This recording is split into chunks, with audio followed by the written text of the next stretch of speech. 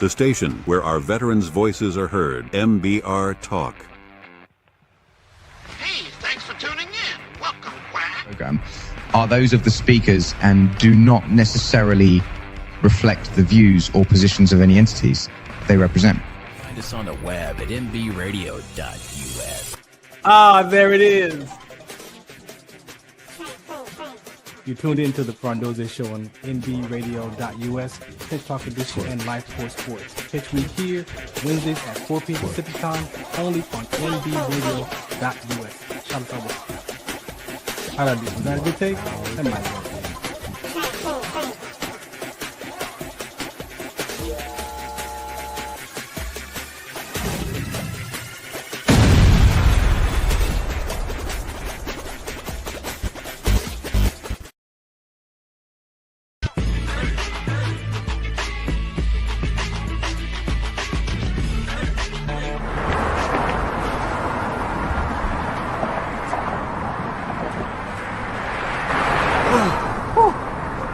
Hey, what's up, man? How you doing? I'm blessed, my brother. How you doing? I'm good, man. I'm good. Hey, did you see the game last night? Oh, that was a good game. But did you see the shot? I lost money from that shot. Oh, man, that shot was cold, I man. hated it, but it was good.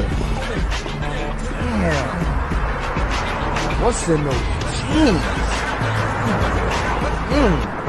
You really want to know? I do. Exhaustion, muscle spasms, asthmatic issues, unexpected sickle cell trait crises. Damn. Are you serious? When I was young, I found out I had sickle cell trait. My mom's told me, but I ain't have no knowledge of it. But when I got older, I had a child, and the doctor told me my daughter has sickle cell trait. Do you know the facts that both parents have sickle cell trait? There's a 50% chance the child may have the trait, and 25% chance the child may have the disease. Hey, that's what's the count. Do you know that 2.5 million people in the United States have sickle cell trait, 300 million people globally? I didn't find out I had sickle cell trait until I was in the Army, 10 years. Next thing you know, I had a sickle cell trait exertion site. Sickle cell? I thought that was a black gene or something. Nah, man, the Latin community is number 2. 1 out of 36,000 babies are being born with sickle cell disease. You could be Caucasian, Mediterranean, European. You gotta know your bloodline, man. There is an inherited gene in our community that has been forgotten. The name is sickle cell trait. WDCONSCT, also known as What's the Count, is out to bring awareness, education, and prevention to people all over the globe. Want more information? Call us now at 323-215-5384 or visit www.wdconsct.org.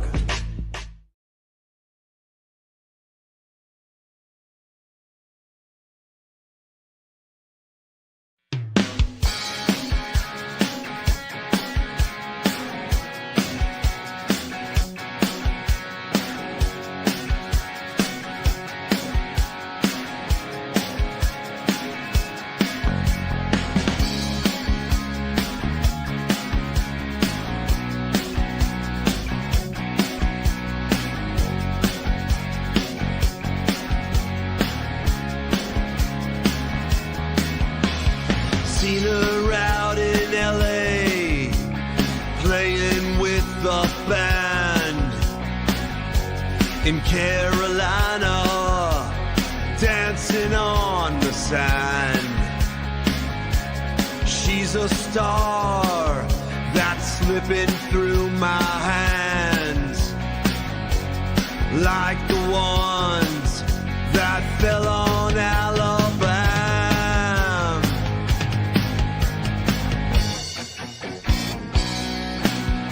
She's red, white, and blue.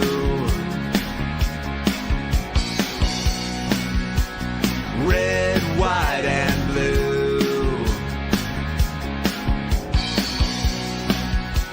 She's my kind of girl,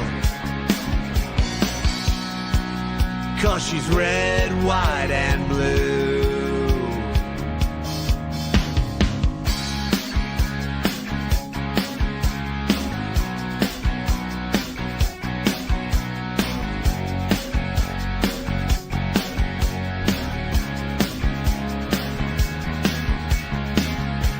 She'll get you high as the Colorado sky.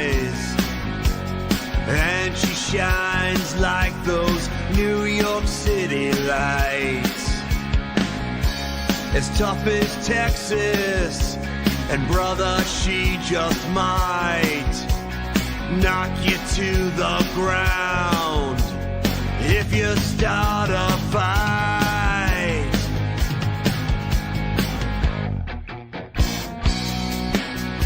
She's red, white, and blue.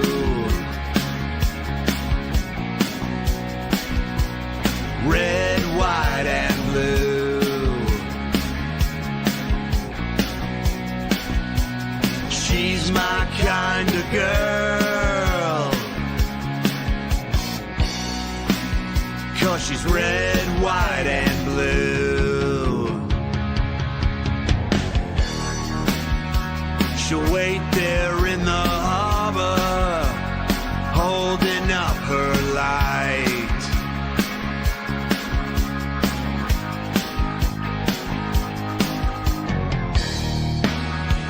She'll bring a fallen soldier home underneath her stripes.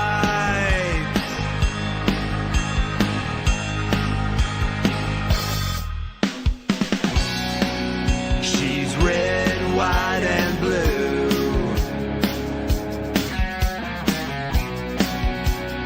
Red, white, and blue.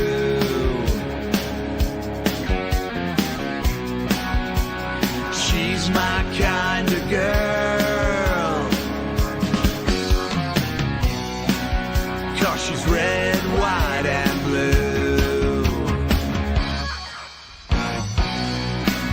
She's red, white, and blue.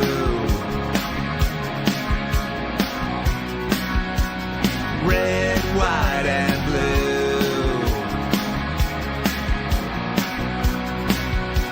She's my kind of girl, 'cause she's red, white, and blue.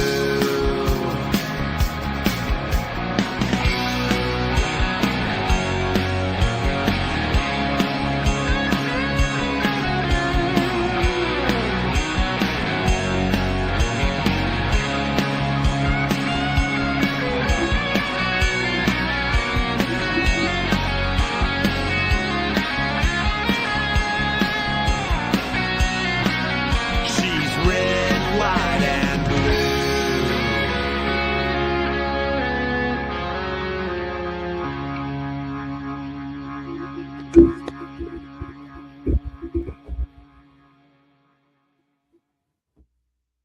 All right.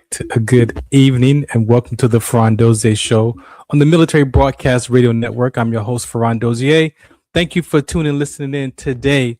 As always, we have a very important show for you right here on Wednesdays at 4 p.m. Pacific time. Where are we going to start at today? Well, let's start with the PSA. If you're just tuning in, I played my public service announcement for sickle cell trait awareness. Sickle cell trait is very, very, very important to me because of my inherited gene and of my collapsing in the military. So that has become one of the key points of my life as far as my what's next and advocating for sickle cell trait. There are so many known health and risk factors to sickle cell trait, and a lot of those conversations just have not been had. And so, I realized that, God gave me that inherited gene in my mother's womb to deliver a message, right? So for my brothers and sisters at arms, whether you're serving currently or you are retired or you're out of the military, one of the biggest things we miss is that camaraderie and what's next. And looking to figure out what's next in life really can be sometimes challenging for some if you're not prepared or whatever that is. I myself, I was not prepared for that transition from my medical retirement. However, this is where we are, right in front of you today, still at it, being and making a difference in life and being the difference at times. So today we're just going to have a talk. I titled this conversation, You versus You. That's capital YOU versus lowercase YOU. And for me, that is a conversation that is directly connected to me, not just you, but me. And the you versus you for me is my spirit being, and then my subconscious mind. And for me, there is the battle, right? And so there are some things that I discovered in my courses this month, personal development classes, and I want to just share with you just one of those aspects on how I was able to become vulnerable after 41 years. That's right, 41 years I have been living, avoiding shame and embarrassment and disappointment, right? And not being vulnerable. And we hear this conversation around men, uh, boys, and how we grow up and how we're trained and what we're taught how not to be or what to be, and all these different things that we talk about, that we say men, we focus on men. Well, that's true. As men, we do grow up in many different experiences, different things that occur to us in life, and a lot of times for myself, I realize that it's not what happened to me, it's actually what I made it mean about me. And when you can understand that perception from that perspective or that interpretation, that it's not what happened, is what I made it mean about me. That was really the source of how I'm even talking to you today, because I had to go back and really tell the truth to myself and do this work. All this stuff that I'm talking to you about was triggered from my sickle cell trait of exertion. Like, prior to that exertion, I was in the military. I was living life. I was doing what I was doing and being who I was being and producing results that I thought I wanted to produce, because that's just the way that life was. And being that the way life was, I always had these thoughts in my head. I always had these stories in my head. I was always trying to wonder why I remember these different episodes of my life, why these thoughts were so significant. Not really emotionally intelligent enough to understand that I was having anxiety or that I was having depression or any of that. Like, I just wasn't. It was just, that's just life, right? It's life, and this is how you deal with it. And sometimes I would tell a lie just to get out of stuff, and there are things that we do as people. None of us escape those conversations, right? But it wasn't until that day that I collapsed in the military, and my life, just everything changed. Everything changed from that sickle cell trait exertion with the rhabdomyolysis, and my career slowly came to an end, and I found myself just trying to figure out, why do I feel like life is over? Why do I feel like, that I don't want to be around anymore? Like, why I've never felt that before, right? And just going through those processes, just going through that experience, being in those, we articulate it, we language it as dark spaces. Everybody has their words on how they describe their emotional state, and mine was, it wasn't good. It wasn't good at all.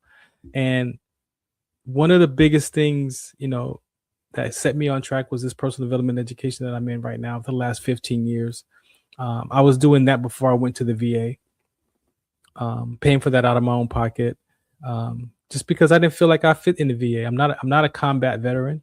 No, I was deployed in country training our soldiers and Iraqi soldiers together when they were doing all the attacking the convoys and the mechanics, if you remember that era. And so we were brought in to train and develop those soldiers that were going overseas, but not a combat veteran. No, I wanted to go. I did. But the way that I was positioned in my unit as third in charge, I was not able to just volunteer to go unless they took the whole unit.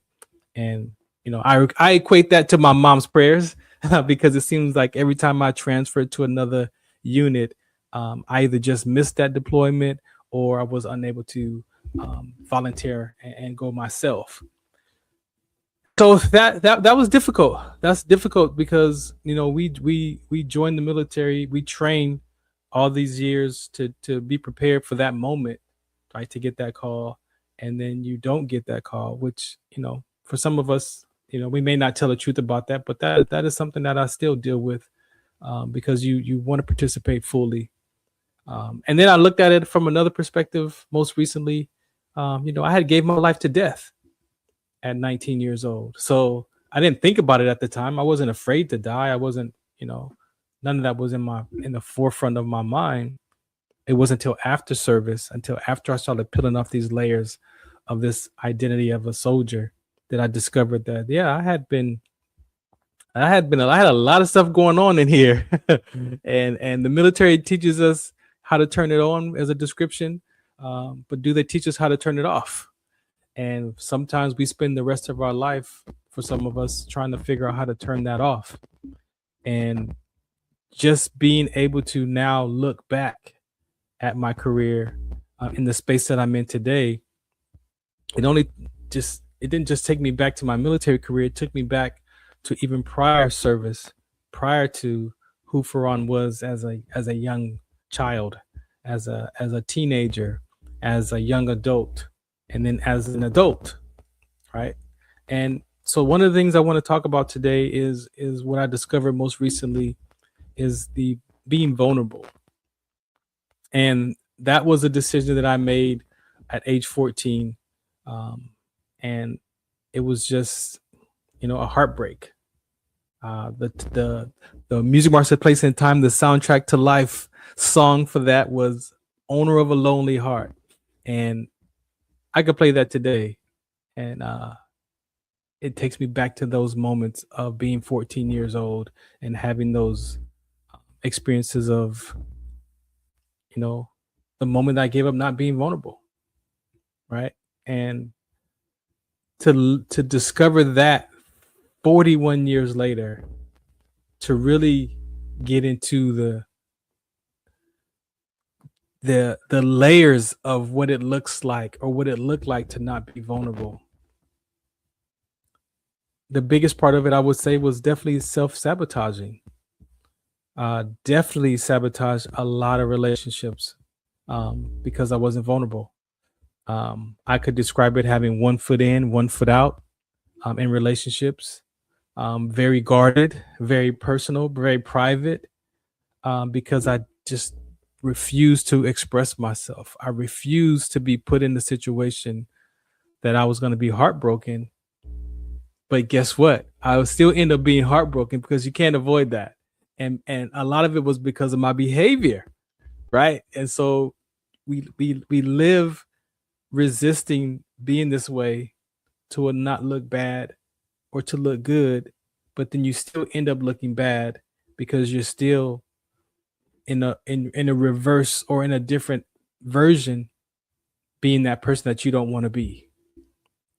So the more that I said I didn't want to be vulnerable, the more that I wanted to be in a relationship. But then the moment that I felt like I couldn't be vulnerable, or I felt like I had to defend myself, I would. I'm a great defender at that. Great relationship defender. Nothing I'm proud of, but it was a survival skill from a mind of a 14-year-old. And so to be able to have the space and have the principles and have the skills to look back in time and to say, you know what? There's some stories in my mind that I don't know if they're the truth, if they're real, if they are my imagination, or we call them traumas. We got all kind of names for them today. So you got to figure out how you label your emotional state.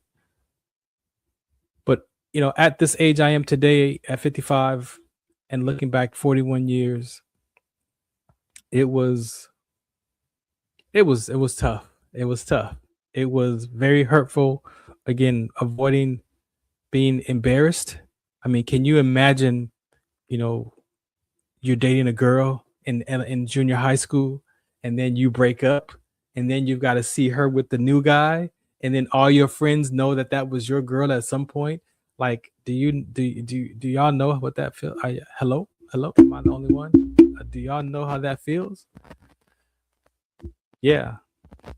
But it's not just what happened. It was what I made it mean. That's the key part. It's not what happened. It's what I made it mean. And that honestly wasn't the first time. When I look back at growing up as a child in the neighborhood. You play house, you have girlfriends in your neighborhood, and those things happen even earlier. I say 14, but I could look back around 8 years old, right? I could look back in kindergarten and I had a crush on the little girl in my kindergarten. And we do this with our children. We laugh and be like, you got a girlfriend? Now that's her. Now you got a boyfriend? Like little children. Like why are we doing that? Why? I don't know. But that's what happens. So I could go back to many occasions of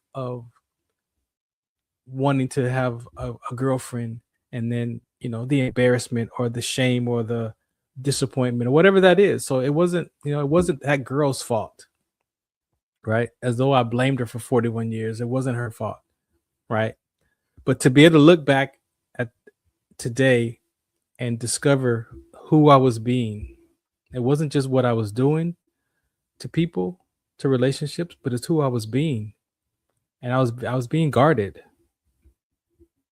I did not want to feel that pain again from 14. But it wasn't until this most recent course that I was in, and this is the 4th time I've taken this actual course in that education, that has came around in the cycles of doing seminars, right? So this is the 4th time in 15 years that one popped up again in rotation. And I came into it this year like it was the first time. Like, yeah, I've taken that class before. I know what I got from the previous episodes, from the previous courses, what I discovered, who I became, the freedom, the clarity, the understanding, the revelations. But, when you take a class, sometimes you have to be able to approach it like it's the first time.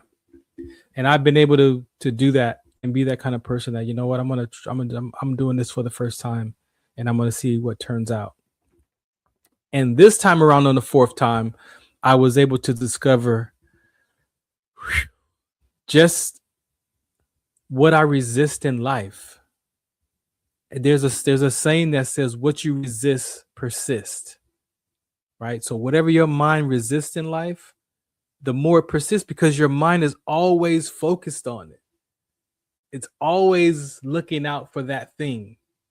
It's always reminding you, oh yeah, look out for that. Oh yeah, remember that. Oh yeah, remember that last time. Oh yeah, this looks like that one time again. Oh yeah, like that's your brain. That's the mind. It's designed to keep us safe, to survive life. It does an excellent job. It does an excellent job.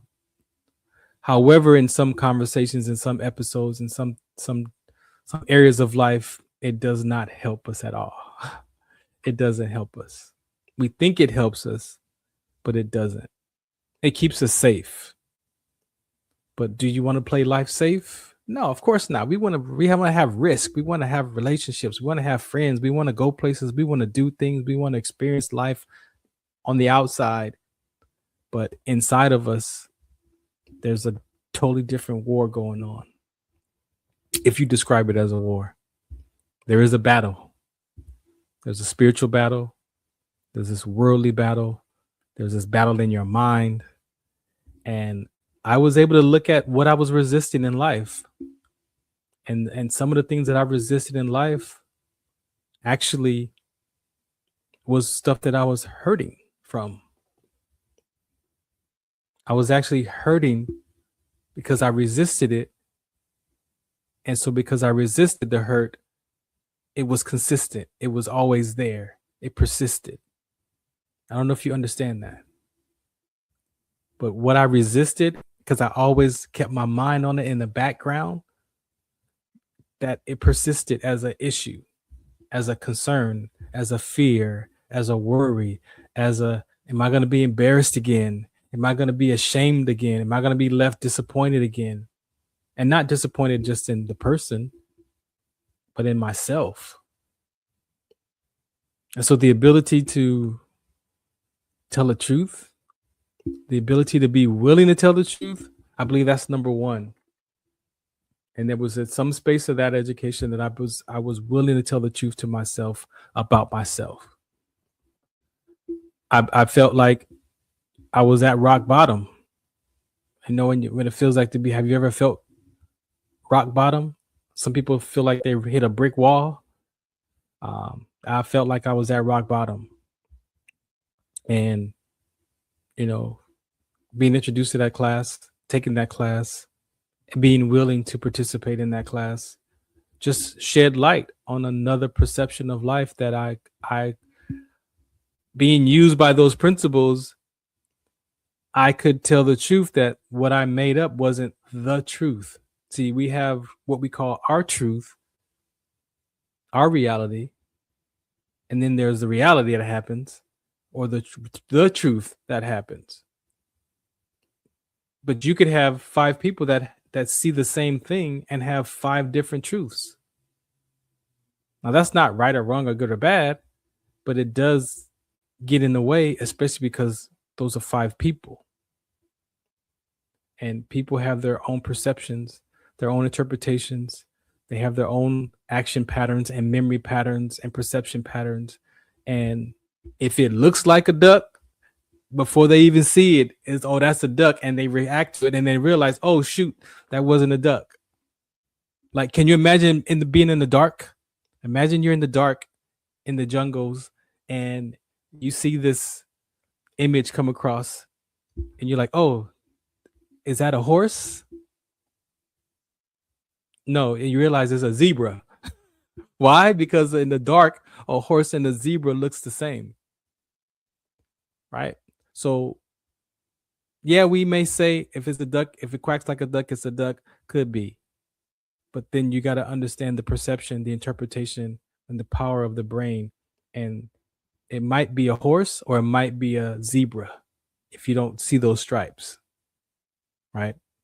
And so putting my life in those conversations, putting my life in this curriculum this time around, I was able to put myself in the conversation like it was the first time. And I answered the questions that the coach asked. And she asked, what are you resisting? And, I struggled at first because it's like, what am I resisting? And so, in this education, they guide you. They don't give you the answer because, see, the value of a lot of personal development classes, even with mental health classes, is not for them to give you the answer to what your problem is. If you're willing to do the work, you discover it, and no one can take that away. Right? So even in the education that we talk about, that we teach from, we don't give answers. It's like, remember when you learn how to walk? If you can remember, or have you seen your nieces or your brothers or sisters for that first time they learn how to walk, that they got up on their own and started walking without any help? What do we call that? We call that balance. So imagine when you discover what that fracture is, when you discover what that trauma is, when you discover what that mental breakdown, that emotional, whatever that is, when you discover it for yourself, no one told you. You got that for yourself. And that's like when we got balance. When I got balance, I've never lost it. And I've been walking for 55 years. So however many years, 52 years, 51 years, 54, whatever age I started walking, the moment that I stood up on my own and got balance, I've been walking. So imagine the same way that you discover your own fractures, your own wedges, your own behavior, your own perceptions, that when you discover it for yourself that no one told you, you never lose it. That's a different type of freedom than me telling you, oh, that's probably an issue with your mama, and this is what you should do about that. That doesn't serve the person. So sometimes when you discover that for yourself, and so I discovered some things about myself because I looked at myself and I was like, oh, shoot, that's not the truth. That's my truth, but that's not the full truth. And when I was able to go investigate the other parts of the puzzle, guess what I discovered? Yeah, there was a whole other conversation that went on that Farron wasn't a part of, although Farron's mind made a decision or made up a story to fill in the blanks. You see, your brain is designed to fill in those blanks. That's why you can get in your car and jump on the freeway, because you've been on the freeway driving, so you know what to look for on a freeway. You can walk through any building because you know what to look for, a door, a hallway, right? Because those perception patterns are stored in there. You put your foot on the brake when you see brake lights in front of you to slow the car down so you don't run into the back of the car to prevent an accident. But you were taught that in driving. Now we do it automatically. I drive my Z, I can eat a burger, talk on the phone, and shift gears and drive with my leg and hit the brakes all at the same time. That's how powerful the brain is, the perception patterns and the memory patterns and the action patterns. So when you understand that level of brain science and you understand that and you are willing to apply that to your life, I discovered, my goodness, I have been resisting a few things in life that matter to me. And what I say, it mattered to me because those are things that my mind has been focused on. See, everything doesn't matter the same to everybody. So you got to give people the space to figure out what matters to them. It may not be the same thing that matters to you. Your children might have things that matter to them that don't matter to you. You might have things that matter to you that the people in your life that don't matter to them. So where do we get the freedom to deal with or address the things that matter to us? And sometimes as children, there's things that matter to us that we don't get to say that matter to us because we grew up in an environment that's children are seen and not heard. That conversation doesn't work today. It didn't work back then, if you tell the truth. You know, we learned to live with it, and yeah, we came out all right for the most part. But there were things that children need to be heard and seen because it matters to that child. See, because the child's brain is developing. The child's brain is giving meaning to life even at that young age. And if we don't give that child the information that that child needs in that child's frame of mind, then that child will walk away and fill up their mind with something else. Because the brain is designed to make it mean something to survive, especially if it's a negative context. If it's a negative experience, a disempowering conversation. So when I looked at what have I been resisting, the biggest thing that stood out the most was I was resisting grief. I had been resisting grief for 6 years of my dad passing. Now, we know that there's a grief process. We shouts out to Jessica. We did a talk on Beyond 2D. You can go there and check those 3 years of talks there. And one of those was around grief. We did 4 episodes on grief. And yes, we know that medically, mental health classes, hey, there's conversations about how to manage with grief, how to manage grief. There's different phases, and we all end up in different phases of grief. The grief conversation is so important. After I've been in my grief, I could see why people sometimes act the way that they act in life, with such a short temper or such a disconnection, because I know what that felt like to have my dad pass away. My grandma was tough. 10 years. Took me 6 years for my dad to get to where I'm at today. But the ability to look at what I've been resisting and the key part of that conversation was, and you probably heard people say this, oh, that's just life. That's just the way it is. That's just the way it is, right? Well, guess what? There's another part of that conversation that we leave out, that's just the way it is, and that's just the way it isn't. And so sometimes in life, you got to be able to take a look at what's not. We always look at what is. Oh, what's this? What is this? But have you ever took a step back and looked to see what this is not? See, sometimes you got to go looking to see what it's not to see what it actually is. So I was able to go and look and see what this is not to get to see what this is. Because sometimes if you look and just see what it is, you don't get to see what it's not because you're focused on what it is. So life is the way it is and life is the way it isn't. And in completing that circle for me, I call it a circle, I was able to see that I was choosing grief the way it is.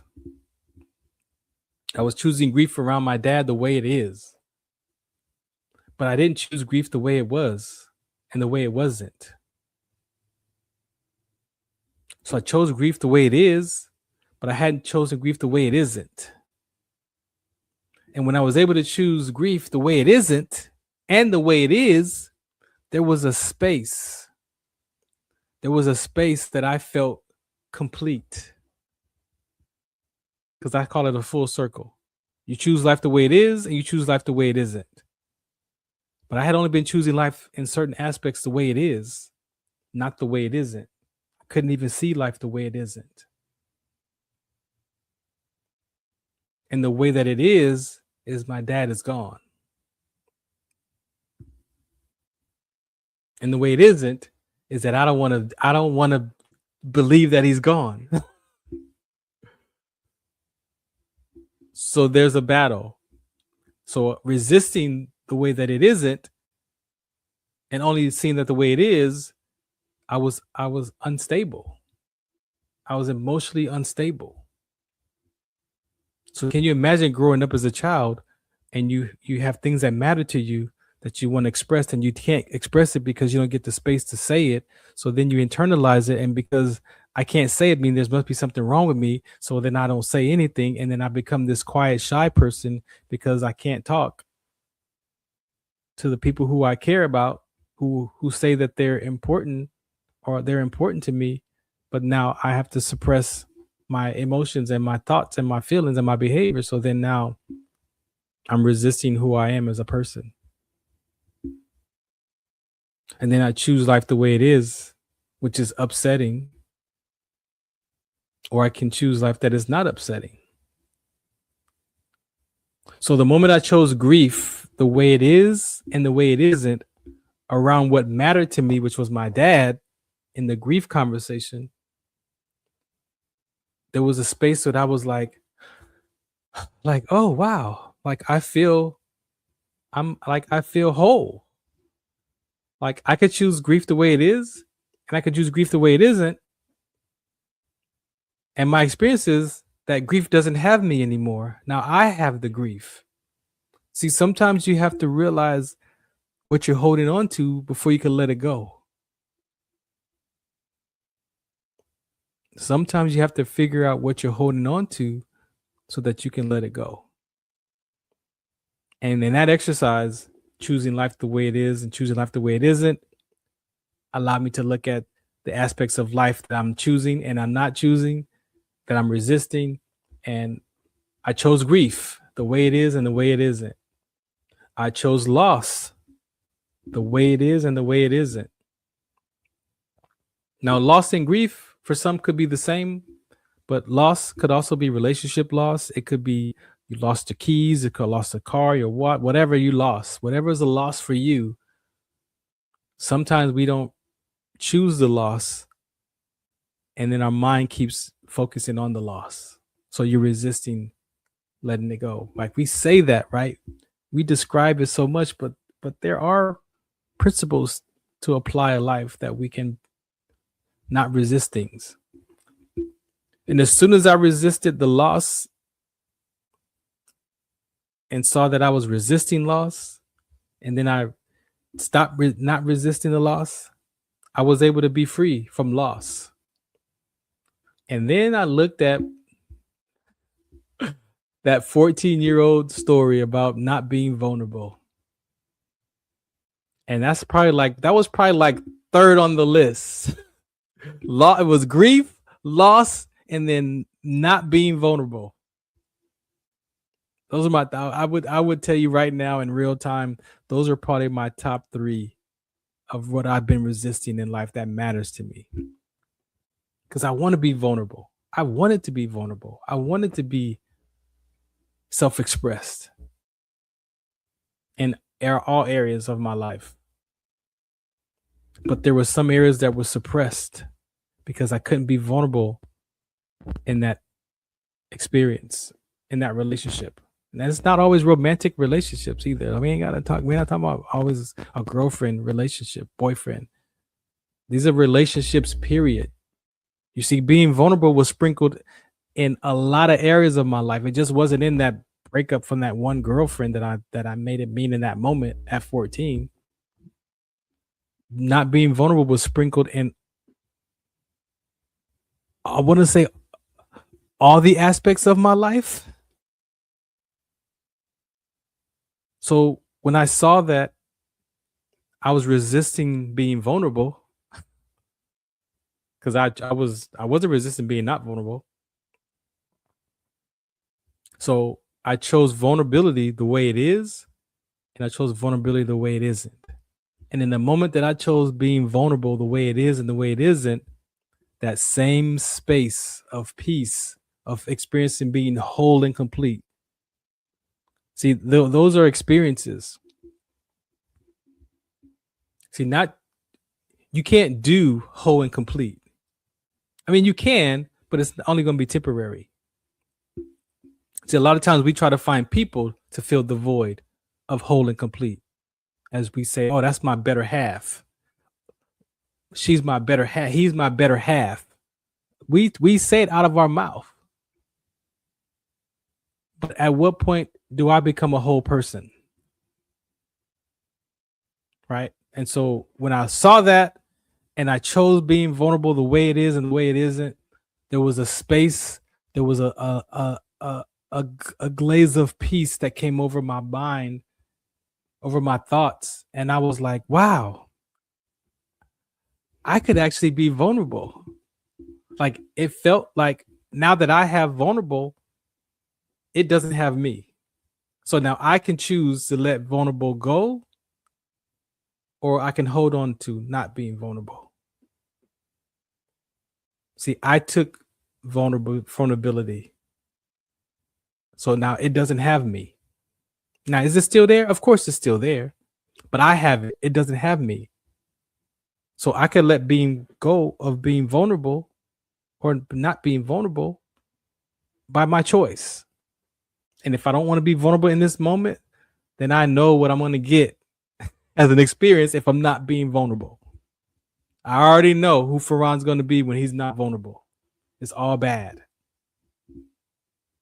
But the moment that I chose being vulnerable the way it is and the way it isn't, the peace came over me. And then I saw, we had more conversations. And I've always, even this one here, I've been stuck. I've been in this education for 15 years, and I hadn't gotten this for myself until this session as well. So another piece of that was, who's responsible? Am I responsible for how I show up in life for you? Right? So how I show up in the world, am I responsible for that? Or do I just, I can't control how you see me, right? Now that's what we say. We say that I can't control, and that's partial. That's a true statement. You can't control how people see you, but you can't control how you show up. And so what I realized in that statement I made at 14 years old, I told myself I'm not going to be vulnerable, and I have to defend myself in relationships. Now, when I told myself I have to defend myself in relationships, that was another slash. That was another layer of the emotional pain. I'm not being vulnerable, and I have to defend myself. I made two decisions in that 14-year-old mindset in a breakup that I had no control, that I gave meaning to. She didn't say that. I said that. My mind presented that as a way to survive. my mind presented a way to survive that pain. I didn't even choose it. I didn't choose that. All I know was, and what did I even know about? What did I know at 14 about being vulnerable at 14? I had no idea no idea the definition of vulnerability at 14. All I know is how I felt, and my mind gave a meaning, and I'm not vulnerable, and I have to defend myself. So I would defend myself in relationships. I would get in relationships that I knew I shouldn't be in, and I would defend myself to stay. Oh, I can make it better. I can do this. No, give me another chance. I would defend myself, or I would walk away, still defending myself. And maybe she never wanted to break up with me, but because I defended myself and I'm not vulnerable, she was gonna leave. She had no choice. You see, I can admit that no woman had a chance with Farron, the 14-year-old kid version that was protecting him from relationships. My friends didn't have a chance. How could I make friends and I'm not vulnerable? See, because that was a peer age decision for me. In the education that I took, you make a decision about your mom, your dad, and your peer age. And once you make that peer age decision, which is your third decision, as a wrap. We have episodes, that go along, but some of those, there's three core decisions, not the small decisions, the fractures, the core fractures, the three core ones. And so when I discovered that, and I got that piece, and then I saw that I defend myself in relationships, and then I saw the conversation that we were having of how do I occur for people? How do I land on people? Right? So I started looking at how do I land on people? For the most part, I'm pretty chill. In my mind, I'm pretty chill. I don't cause no problems. I don't like arguing. Like, you can have it. I don't want no confrontation. I don't like chaos. I'm just like chill. Even though I had a military career there, that was a totally different type of lifestyle. You would think that. But I trained for chaos. I don't like it. It's a part of my identity though. And so when I looked at that, and I was like, how do I occur for people? How do I land on people? And that's a different person, right? Because what I discovered was, if I defend myself in relationships, I'm defending my intentions. And so a lot of times in relationships, I'm right. I'm right and you're wrong, right? Right. However, if I'm right and you're wrong up against another human being, then I'm invalidating that other human being's experience, for one.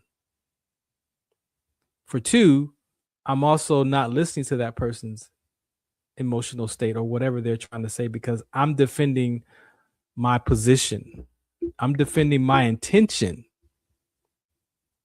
Right? We use that word in relationships a lot. What's your intentions?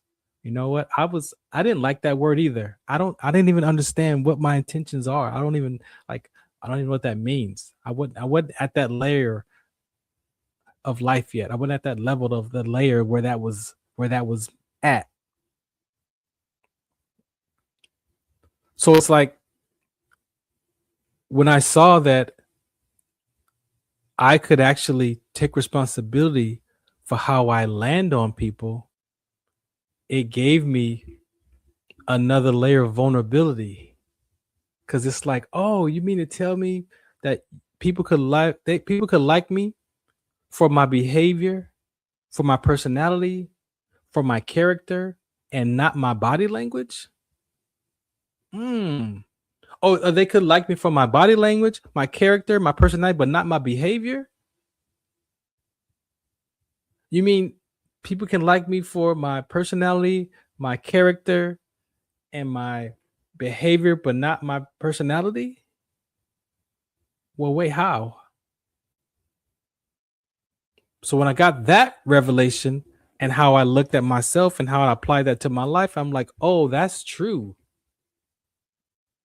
Even in sports, we talk about, hey, look, the body language of a player. Keep your head up, keep your chin up. Don't you missed the shot. Like we see it in life. The body language. I could roll my eyes pretty. These big old eyes right here, I could roll my eyes real. You don't want to see me roll my eyes. I could roll my eyes. I got some good body language. Like I got body language, right? And sometimes that body language offends people, right? Because of how I roll my eyes at a conversation that they're talking about. I just be like, man, you got to be kidding me. So when I got present to that in my heart, the lowercase y-o-u, then I could look at the capital Y-O-U and say, well, what does that look like? If in my mind, in my soul is my mind, will, and emotions, then what does my spirit have to say about that? What does my mind say about that? Well, my mind is split. My mind is a conscious mind and a subconscious mind. And the subconscious mind is where all those deep memories and thoughts are, where I have my meetings at, when I have to think about something, and that voice, when my mouth is closed and that voice is, I'll let you test it. Yeah, that voice that was talking while your mouth is closed, close your mouth. And when you talk, when you close your mouth, that voice you hear right there, that's not you. Right. So I had to hear that voice in my head that was so cynical. It was so judgmental. It has so many opinions about life, about myself. It had so much to say about who Farron was and is. That voice, that's my subconscious mind. It's designed to help me stay safe and protect myself and protect my feelings and emotions. So when I saw that in the class, my heart was softened because I was like, oh, well, wait a minute. I've been studying God's word for 6 years. I've been practicing the principles. I've been applying it to my life. I've got some freedom from the word. Well, then let me take a look. If this class says that I can be responsible for how I show up and land on people, then I'm actually responsible for how I occur to you. So how I occur to people is not on you, it's actually on me. So when I got that freedom and I was like, okay, you know what? I can see that. I can see how I could show up, and if I'm defending my intention, and in that space of me defending my intention, there's no love present. Well, that's because of me, not because of them, because I'm the one defending myself in this relationship. So if I'm defending myself and I'm invalidating that person, or I'm not listening to that person, or I'm judging that person, or I have opinions about that person, then guess what? Then I'm the one bringing that to the table, not them. So then I went back again. I said, well, what does the Bible have to say about that vulnerability? What is it to be vulnerable in the Bible? And so what's funny or not funny is I have been looking at James. I've been studying James. The epistle of James has just been such a phenomenal conversation. And also, I came into this season of life that I wanted patience. See, I wanted patience as a virtue. I have patience as a principle. Like I could be used by patience, and I could be patient right now. But patience as a virtue for me is get patience in my heart. See, I have frustration in my heart. I have upset in my heart. I have all those other disempowering contexts in my heart. But I didn't have patience in my heart as a who I get to be as patience. And so I came into this season of life and I wanted patience as a virtue. Like I want to swim in patience. I want to swim like I'm in the ocean of patience. And yeah, I could see upset over there bobbing in the water. I could see disappointment bobbing in the water. but I wanted the ocean that I'm in to be patience, so I could choose to be upset, or I could choose to be disappointed as a choice.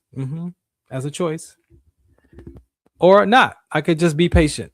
And so when I looked at the word and the Holy Spirit, I can't say that I did it. The Holy Spirit led me to James chapter 5, verse 16. And it says, confess your faults one to another and pray one for another, that ye may be healed. The effectual fervent prayer of a righteous man availeth much. And now I've heard that scripture many times. The fervent. We even talked about it on the prayer line, on the Bible study. Like, I've heard that. But it was in this moment, that I heard it for myself. That not only did I get the knowledge and the understanding, but I got comprehension from that scripture. And when I got the comprehension from it, I got a revelation about myself. And the revelation I got from myself was that is where vulnerability is. Because if I can confess my faults one to another, then I could be vulnerable. That takes a state of being vulnerable to come and confess my faults to you.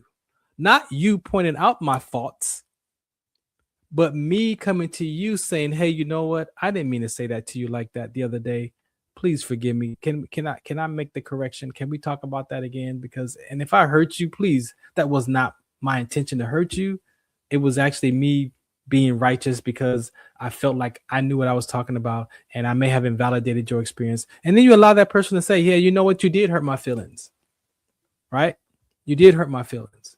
And this is the problem about it for me, fellas. See, I never was able to do that. After that moment of me giving up being vulnerable, probably even before that, I always allow people to tell me how I hurt them. See, it's easy for me to come and say, man, you hurt my feelings, man. You know what? You hurt me when you said that. You disrespected me when you said that. You did this to me. You did this to me. See, as that's the part about we talk about as men. Have we ever had an opportunity to say, hey, you hurt my feelings when you said that, man? No, because we're not supposed to have hurt feelings as men. We're supposed to be tough. But hey, Dad, you hurt my feelings when you said that. Hey, Mom, you hurt my feelings when you said that. Hey, sister, you hurt my feelings. Hey, Grandma. Hey, Grandpa. Hey, Uncle. Hey, cousin, you hurt my feelings when you said that. Now, the girls can say that because we say the women are emotional.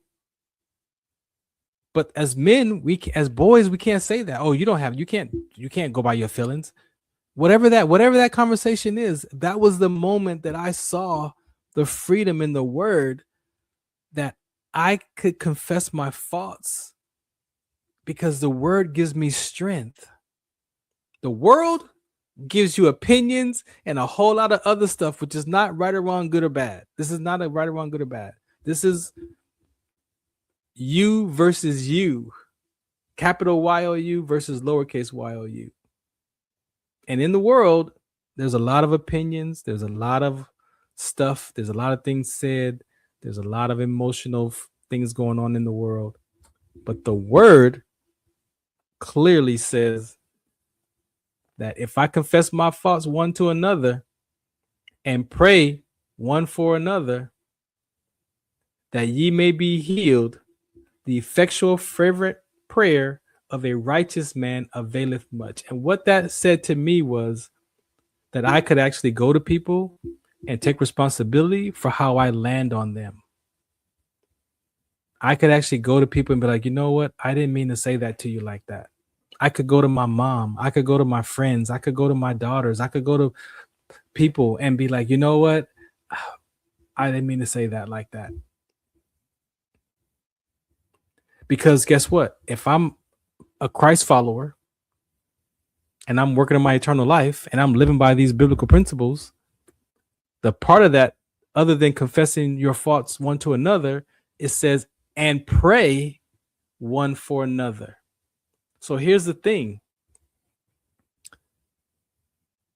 I know prayer. I've gotten prayer as a principle. Prayer is an action word, right?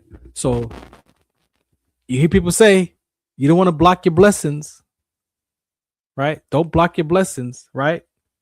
But imagine your prayer is like mail being delivered.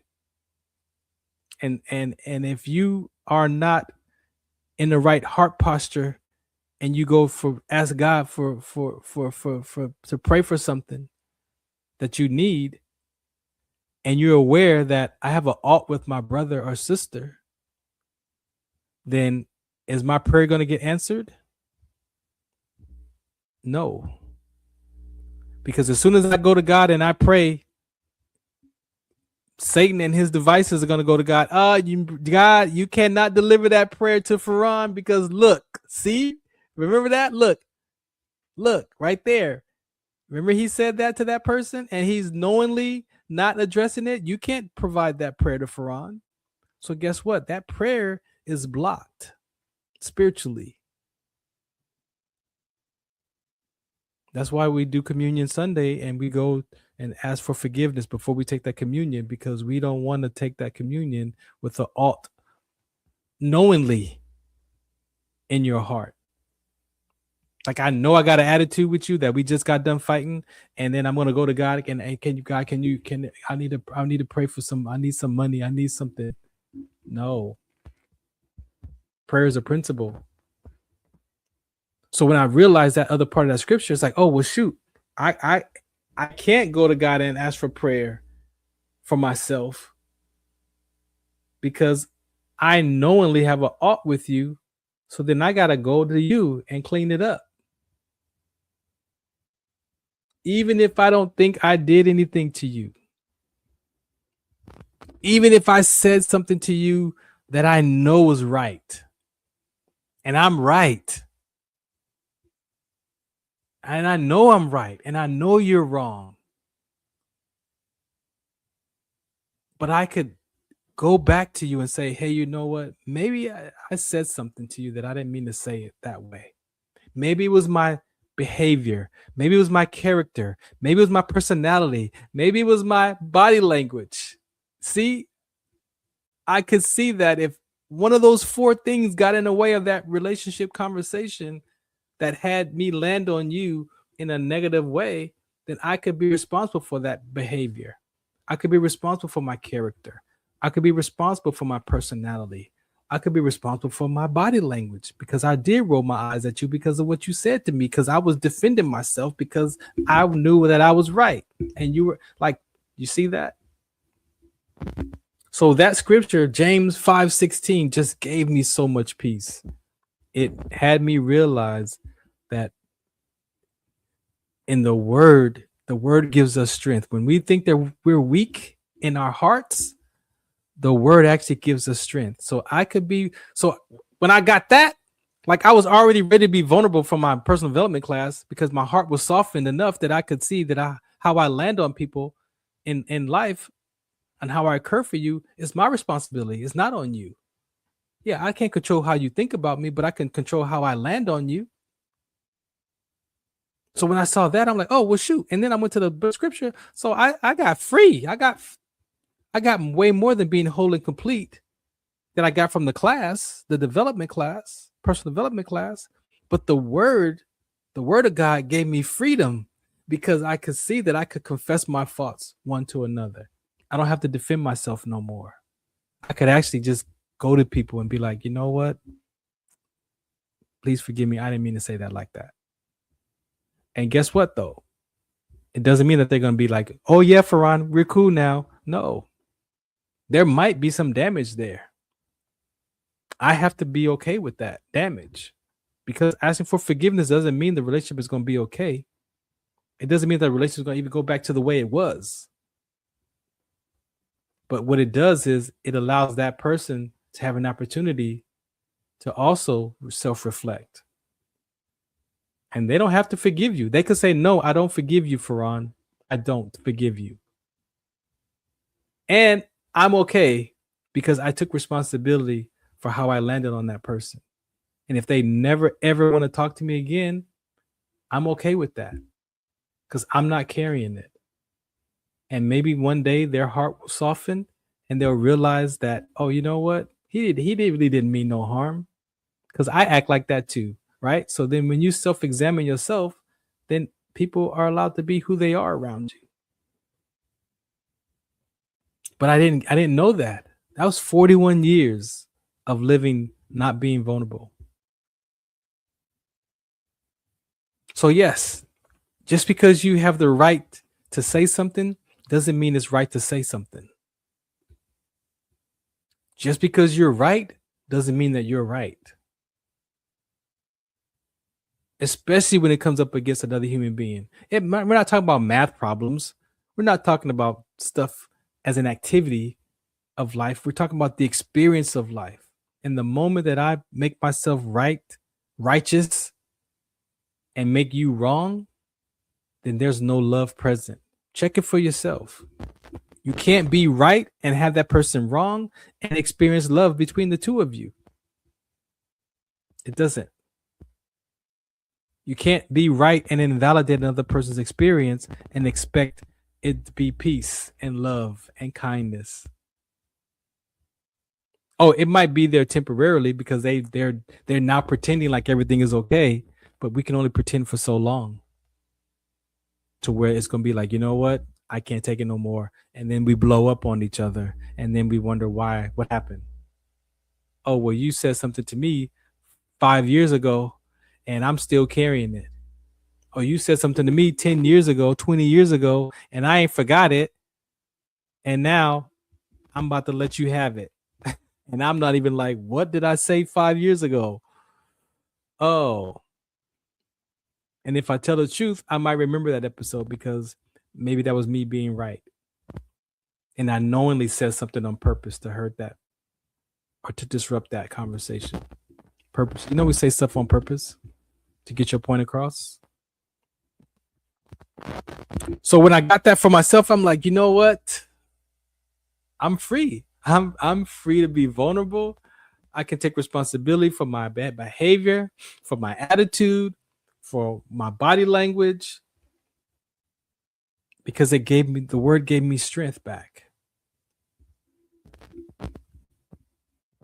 So how are you living your life?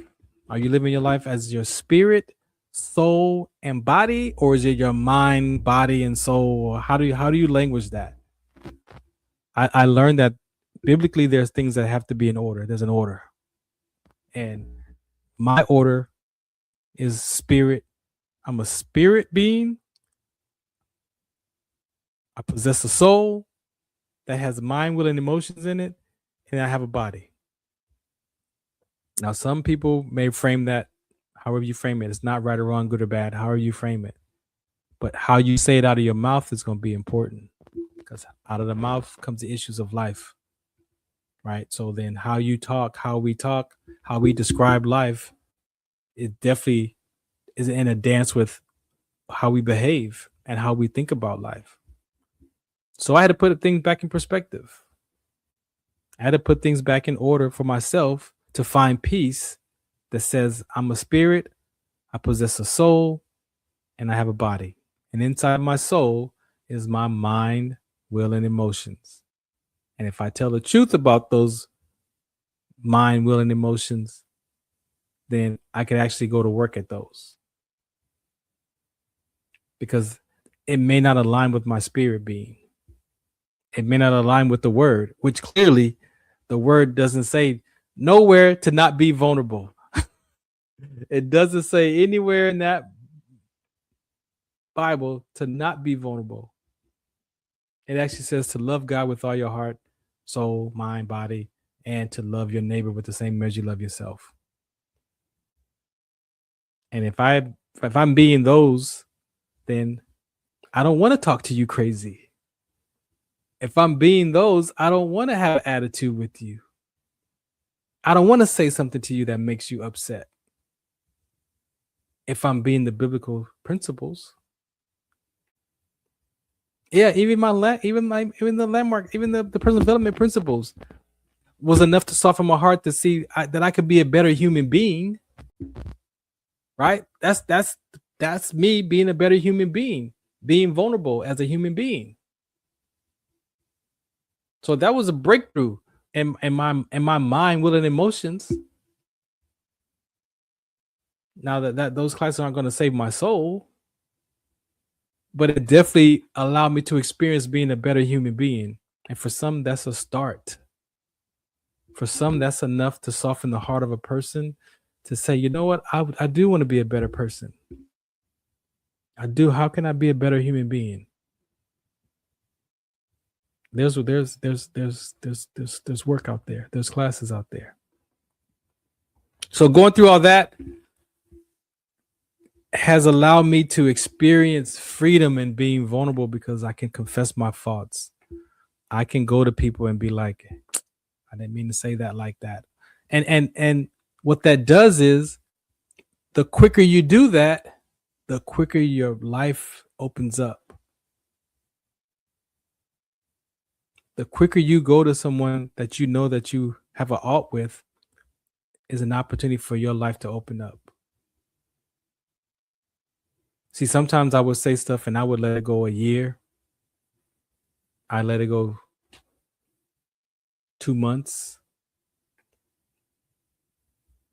Now it's like, I don't let it go. Because the Holy Spirit now is like, remember? See, that's the reminder. He will remind you. He will remind you not just, about the word, but also about your behavior. Because that's the heart of us. He's guiding us to say, hey, you know what? Remember you said something to that person last week? Well, guess what? You need to, right now is the time for you to go clean it up. Oh, you want to clean it up today? Well, when you going to go clean it up? Because now I'm conscious. I'm resisting cleaning it up. I'm resisting going because now that my heart says, you know what? You said something wrong that day to that person and you need to go correct it.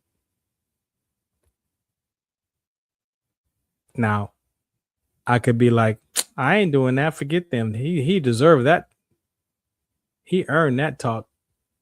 Or I could go and see how I land on that person and clean up that mess and allow them to maybe find some space. Or guess what? They may not even be worried about it. They might have forgotten about it, and you're the one carrying all the weight of that upset. You ever think about that? You ever think about that? You might be the one carrying that weight, and they've gone about their life. They don't even think about it no more. Or they have another perception of that episode that was like, whatever, that's just Farron, he crazy. That doesn't bother them. You see, that lives over here. It doesn't live out there. See, sometimes that energy that you pointing to is your own internal energy. It's not the outside forces energy. I know that's a tough conversation. But I've talked to people. I've healed with people that was like, what are you talking about? I don't even know what you're talking about. And I've healed with people that was like, yeah, I knew you, don't call me no more. You was crazy. So what is that? I just believe that energy that we point to outside of us is really coming from us. We're bringing that frustration. We're bringing that energy to the conversation. So if I'm bringing my attitude to the conversation, it doesn't matter what that person says or does. I'm listening to them with that attitude energy. Or I'm listening to them with compassion. I'm listening to them with humility. I'm listening to them from love, from kindness, or I'm listening to them from disrespect. I'm listening to them from frustration. And so that is where I found my freedom this month. Let me tell you, the ability to just be at peace with yourself in an area that you have been resisting for 41 years. I feel like a new person. I experienced life with vulnerability and freedom and peace and whole and complete around that aspect. Now, there's other aspects of life that are next. That's just the one layer. That's one layer of it. Have you even discovered just the first layer? Have you told the truth to yourself for just the first layer of it? Are you willing to tell the truth? Or do we do what we say as we suffer in silence? And we don't want you to suffer in silence. That's why your loved ones talk to you. That's why they say things to you to try to get you out of. That's why they try to fix you. But nobody needs to be fixed. Sometimes people just need to be heard. Sometimes we're trying to fix our children when the child just needs to be heard. Sometimes the fix is having love present. Sometimes the fix is you giving up your opinion about the situation and allowing that person to have their opinion about the situation. Sometimes it's just the ability to have your truth and my truth, but not about each other, but about the conversation. And that could be enough to alter the relationships in this world. Or could I say with ourself first, and then in our relationships, which become our community, which becomes our society, which becomes our nation. I'm not saying that this is the one all tell all, but imagine if we all just lived from that space. So the ministry that God has given me is to give up my opinion. I've had to give up my opinion about Farron not being vulnerable. That was an opinion about Farron that Farron had about Farron to survive a moment that Farron was in at 14. Giving up my opinion about myself first. And when I was willing to do that, it opened up other perceptions, other interpretations, and other perspectives of life that I couldn't see. And by confessing my faults and praying for one another, I get to work on my eternal life. Some people don't know to know about their eternal life. That's not even a conversation.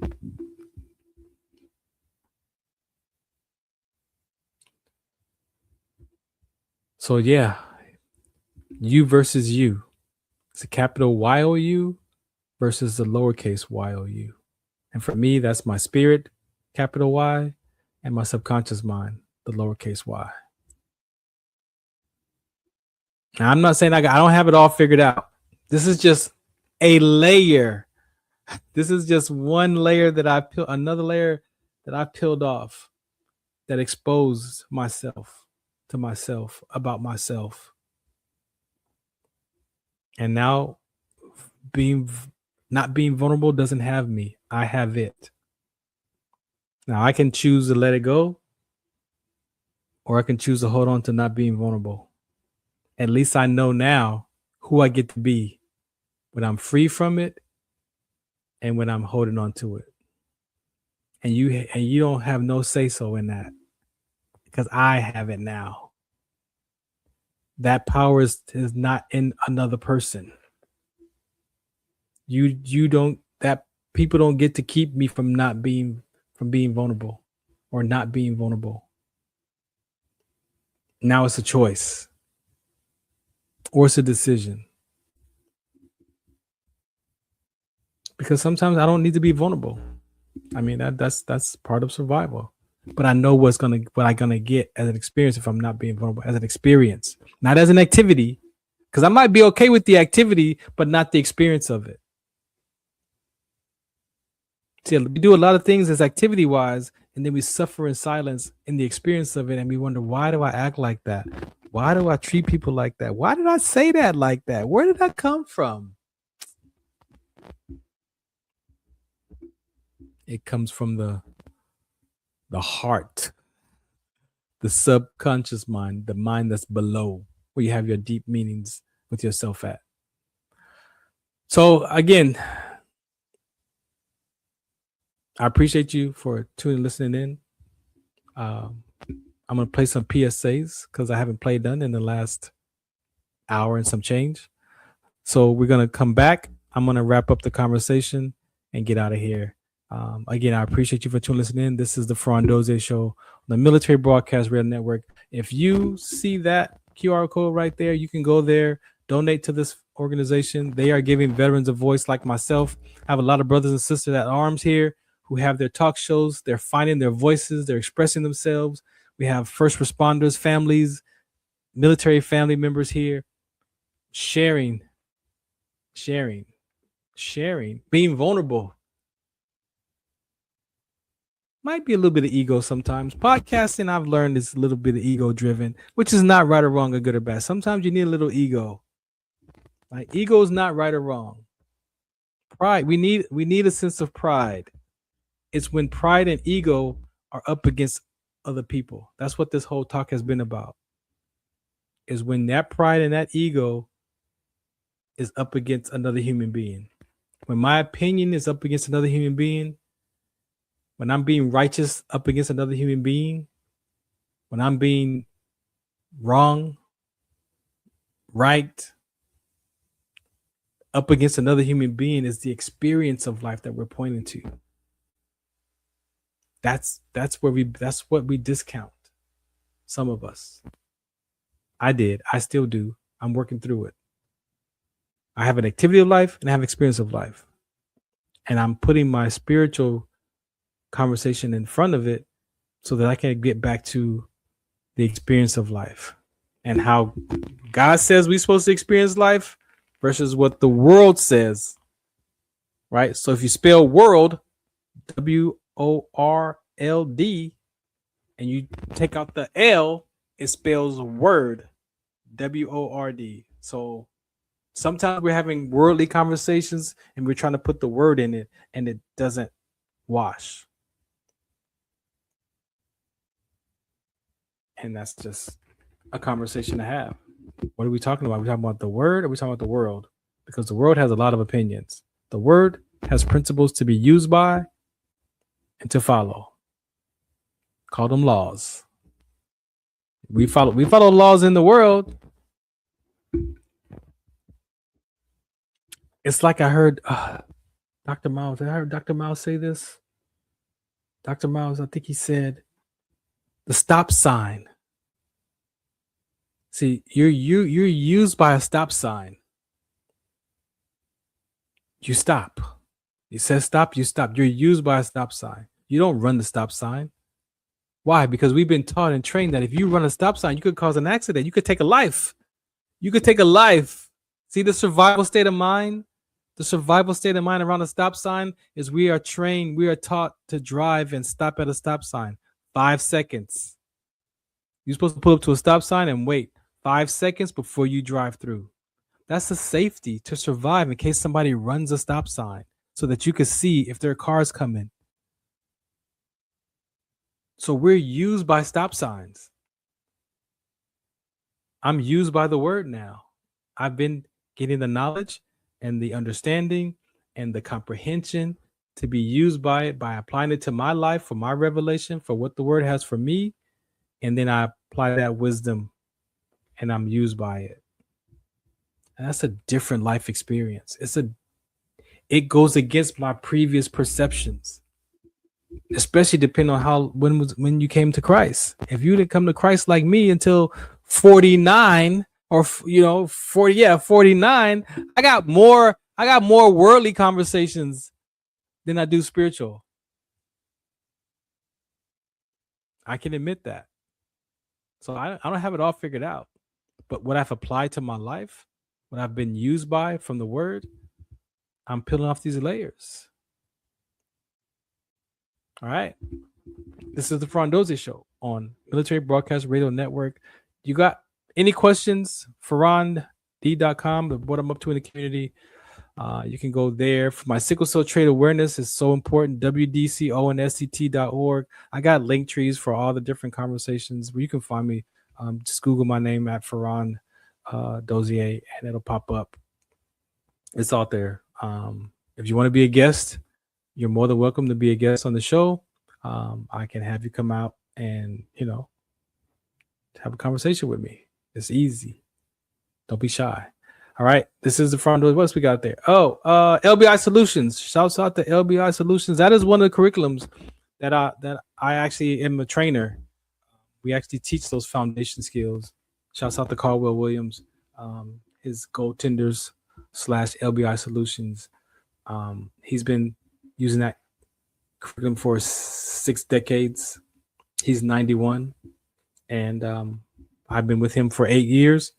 I've developed to be his curricular trainer, so we know that whenever he passes away, that I'm the one that's going to have an opportunity to continue that conversation on, right? And so you can go to LBI Solutions, right there.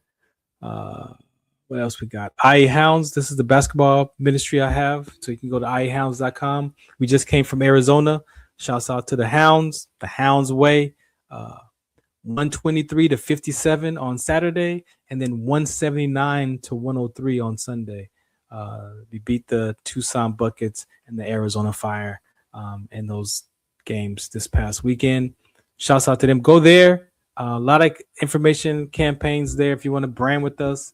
We're looking for sponsors always to cover some fees to help these players chase this hoop dream and help them also go through our curriculum to figure out what's next. Because look, check this out. Even as a basketball player in sports, in the military, we're not different. The uniform of an athlete and the uniform of a veteran soldier, not different. Especially if you've been playing basketball or sports since you were a child. That the identity can be trapped in that jersey. The same way it can be trapped in our uniform or in our rank. And then we see what happens in the lives of our athletes. We see what happens in the lives of our veterans. So is it just veterans? No. This is a human being conversation. These are people's lives at stake that we're talking about. And some people's hearts are so hardened that they can't hear this conversation. This is just the way it is. No, it's just the way it is, and it's just the way it isn't. And sometimes you got to know what you're holding on to before you can let it go. Appreciate you. Here's some PSAs, and then I'm going to be out of here. Shout us out what's the count. This is Farron from the Farron Dozier Show, 8 p.m. Pacific Time on KCAA Radio, 106.5 FM, 1050 AM. Also streaming from the KCAA Radio.com website, the station that leaves no listener behind, and MBR Radio. That's right, MBR Radio on all their streaming platforms, including MBR Radio on Roku TV, Sunday nights live, 8 p.m. Pacific Time on KCAA Radio and MBRradio.us. The Farron Dozier Show. For more information, search farrond.com. Zetovia salve, made from natural and organic ingredients, good for inflammation, poor circulation, hemorrhoids, yeast infection, lip sores, dry coughs, eye pain, minor cuts and bruises, and ready to purchase at botanicaherbalco.com. botanicaherbalco.com. botanicaherbalco.com. Do you remember studying sickle cell in biology class? What's the Count on Sickle Cell Trait Prevention is here to bring you awareness, education, and prevention conversations around the risk factors of this inherited gene. Visit WDCONSCT.org. Tune in to the Farron Dozier Show on KCA Radio 106.5 FM, 1050 AM. Also streaming from the KCARadio.com website on Sunday nights at 8 p.m. Pacific Time. Brought to you by Sports Collective TV, Sports Collective Radio, and Sports Collective Media. We got the Heme Factor, we got In the Zone, and we got Fourth Down and the 20-second Timeout Sports segment. All for you right here on the Farron Dozier Show on KCA Radio 106.5 FM, 1050 a.m. Also streaming from the KCARadio.com website with my guest hosts Robert Lamar and Coach Will. Catch us on Sports Collective Media on Instagram and Facebook. And make sure you watch us Sunday nights at 8 p.m. on KCA Radio, 106.5 FM, 1050 AM. Also streaming from the KCARadio.com website. Music, talk, sports, and so much more. The Farron Dozier Show.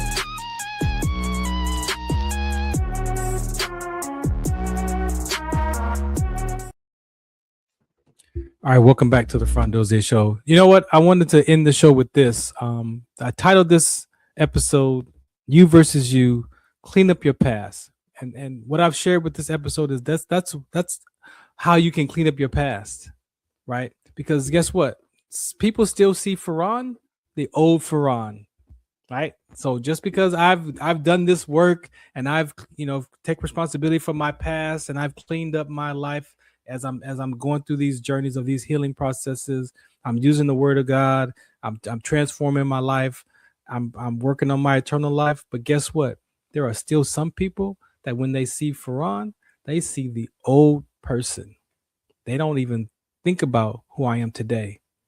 And this is a real life story. So in education, it taught us, hey, you know what? At some point, as you clean up your life, your worlds are going to collide, right? And I'm like, what do you mean we're going to collide?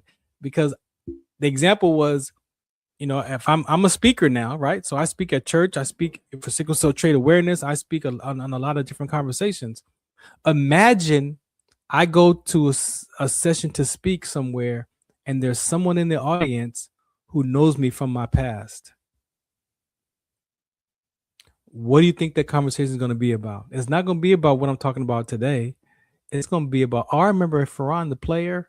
I remember he did this. He was doing this. He did this. He left us with the unit all messed up because he was depressed. All that stuff that I know I'm responsible for, right? And so I did. When I left the unit, before I retired, I was depressed. I was in a very bad state. So I knew that there was some paperwork that I didn't take care of. I knew there was things that I lacked, because it was like every time that phone rang, my nerves would just like, this is my call. This is the phone call that's going to be the end of my career. Now, can you imagine going to work every day thinking that every time that phone rings, when you pick it up, it's the medical board, it's the discharge, it's the board saying that your career is over. That's how I answered the phone when I made it mean that my life was over, when that medical board process started. So did I take care of business? No, I didn't. And so I speak at Camp Roberts. I happen to go to Camp Roberts to speak, and I walk into the class, and guess what? One of my old soldiers from 2005 was in the room. And I said, oh my God, this is what they told me about. So I had two choices. I was either just going to ignore the fact of how I was and my past experiences with this person, or I was going to acknowledge this person and take responsibility for how I landed on them in my career. And so I went up to the front of the class, introduced myself, and I said, by the way, before I get started, I see one of my old soldiers in the class here, and I would like for you to please stand up. And they stood up. And I said, I just want to say thank you for the great times that we had serving together. I was your platoon sergeant during this time frame. And I just want to say, thank you for allowing me to just be a part of that experience for you. Also, I know that when I transitioned out of the service, that there was some things that I have probably did or said that just wasn't, who I was at the time. And I just want to take responsibility and ask you if I've said anything or did anything to offend you or to hurt you or to whatever, that I felt like I could have done to you, that you feel like I could have done to you. I'm asking you publicly to forgive me. And the person acknowledged, said, we're good. I forgive you. We're good. Whatever they said.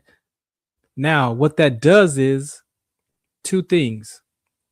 It allowed me to start my presentation and maybe allow that person to now hear me from today's conversation, not from what he was thinking about in the past. It also shifts how, if anybody else from that era ask him, or he brings it up that he saw me, or they ask, have you seen Sergeant D? Talk to Sergeant D? What is he going to say?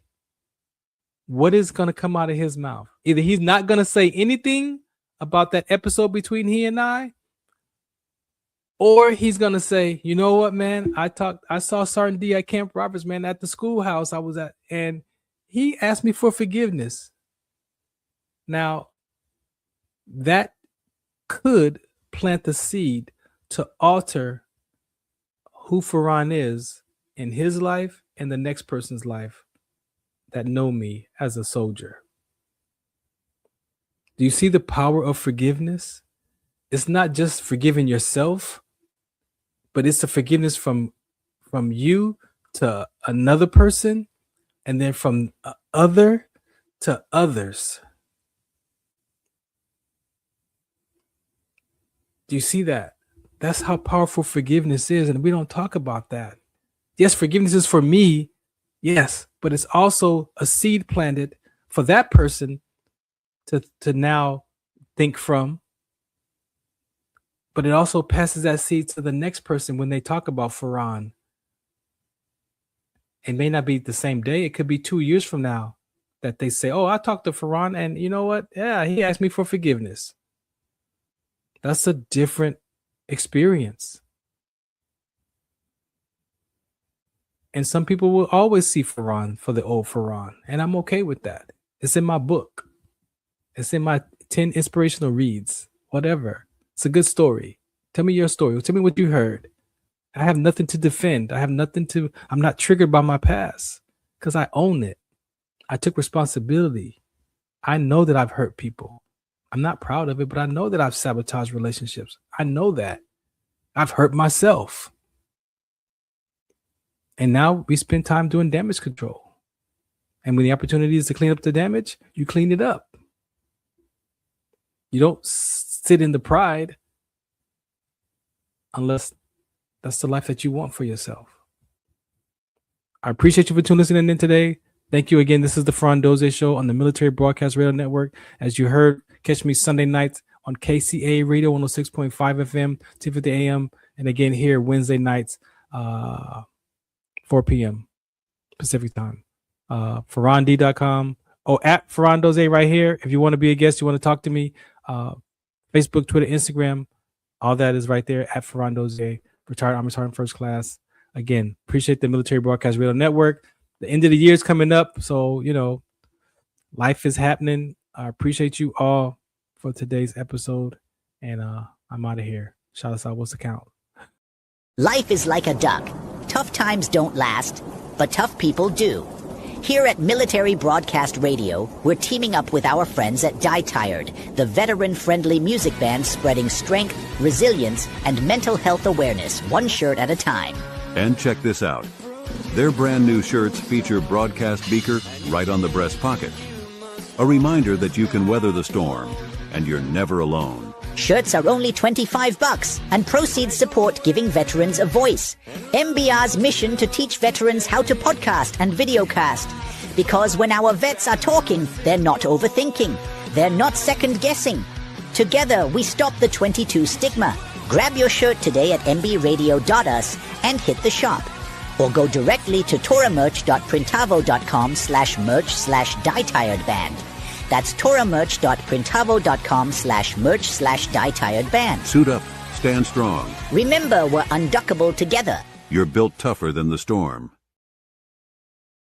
Ladies and gentlemen, thank you for tuning in to Military Broadcast Radio. As we wrap up today's show, we want to remind you that the podcast of today's episode will be available right after we go off the air. So if you missed any part of the show or want to listen again, be sure to check it out. And remember, we're here to support and honor our veterans. Your stories and experiences matter, and we are committed to giving you a platform to share them. That's right. We're here to give our veterans a voice. So don't forget to catch the podcast and stay connected with us. Giving our veterans a voice.